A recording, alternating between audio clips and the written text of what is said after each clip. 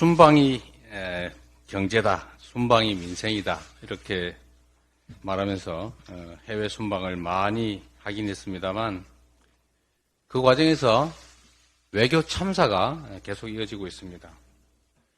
외교 참사뿐만 아니라 그게 안보 참사로 이어지고 있습니다.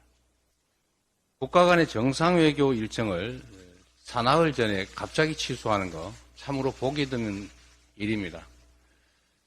그런데 기가 막힌 것은 왜 취소했느냐에 대해서 북한의 도발 우려 때문이다 이런 표현을 했다고 합니다.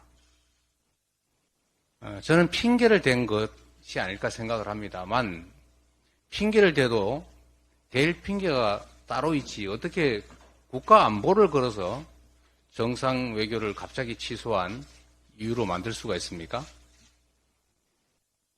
해외 투자자들 입장에서 보면 아니 국가 정상 외교를 갑자기 취소했는데 그 이유가 북한의 도발 우려 때문이라면 바로 남침이라도 하는 거 아닌가 이렇게 생각할 수밖에 없지 않습니까? 이런 문제들이 경제에 미치는 영향이 얼마나 큰지 조금만 생각해도 결코 할 수 없는 얘기입니다. 정말로 해외 순방이나 정상 외교를 포기해야 될 만큼 북한의 도발 우려가 큽니까? 그런 정도라면 대한민국 경제가 대체 어떻게 되겠습니까? 이런 행위 자체가 민생과 경제를 위한 순방 외교가 아니라 민생과 경제를 망치는 행위이다라는 점을 분명히 말씀을 드립니다. 지난해 대통령 해외 순방을 수행했던 행정관 이메일이 북한에 해킹당했다고 합니다. 문제는 이런 시스템상의 문제를 개인의 부주의 문제다라고 하면서 무마하려고 하는 대통령실의 인식이 정말로 문제입니다. 지금 이런 식으로 개인 부주의라고 하면 앞으로도 계속 반복될 수밖에 없지 않습니까? 이러다 보니까 대한민국 안보가 구멍이 숭숭 나는 것입니다. 안보에 구멍이 뻥 뚫린 거예요. 이 얘기도 해야 될 것 같습니다. 영부인의 디올 명품백 논란 그 자체도 참으로 기막힌 뇌물수수 의혹이지만 사실은 그 이면에 있는 문제가 더 심각합니다.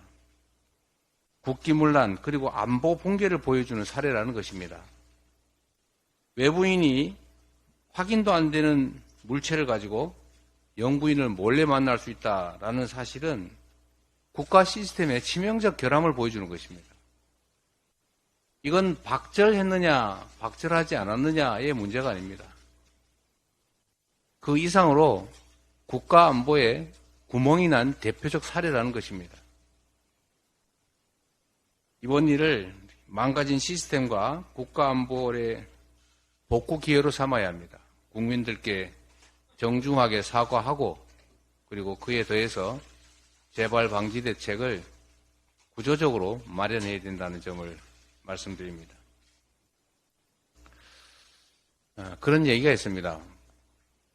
얼굴이 너무 두꺼워서 수치를 모른다. 이걸 후안무치라고 합니다. 그리고 도둑이 뻔뻔스럽게 오히려 주인한테 몽둥이 들고 달려들더라. 이걸 적반하장이라고 합니다. 지금 정부 여당의 행태가 딱 적반하장, 후안무치 그 자체입니다. 선거 관련 비례 제도를 두고 계속 야당을 비난합니다.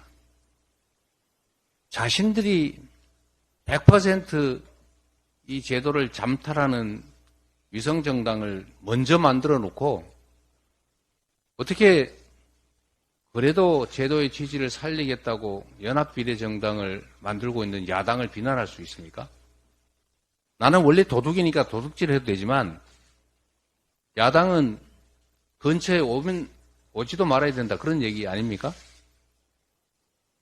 더 심각한 것은 반헌법적 사고입니다.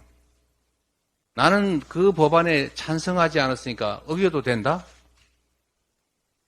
그게 합당한 태도입니까? 그러면 다수결에 의해서 법을 만들었는데 거기에 동의하지 않는 소수는 그거 어기도 되는 겁니까? 어떻게 이런 발상을 할 수가 있습니까? 그것도 명색이 법률가들로 주로 이루어진 검사 정권이 말입니다. 이거는 참으로 이해할 수 없는, 납득할 수 없는 반헌법적, 그야말로 헌법 파괴적 발상이다. 이런 말씀을 드립니다. 법안에 동의하지 않았다고 그 법을 위반할 권리가 있는 건 아닙니다. 그리고 자신은 더 큰 잘못을 저지르면서 어쩔 수 없이 정당방위 하겠다고 부분적으로 그걸 어길 수밖에 없는 야당을 그 입으로 비난하는 것은 그야말로 후한무치한 행태입니다. 특히 정부 여당에 이런 국민을 기만하고 내가 무슨 소리를 해도 괜찮겠지라고 하면서 이 초등학생들도 동의하기 어려운 그야말로 막말을 쏟아내는 이런 행태는 자중되어야 되겠다 그런 말씀 드립니다.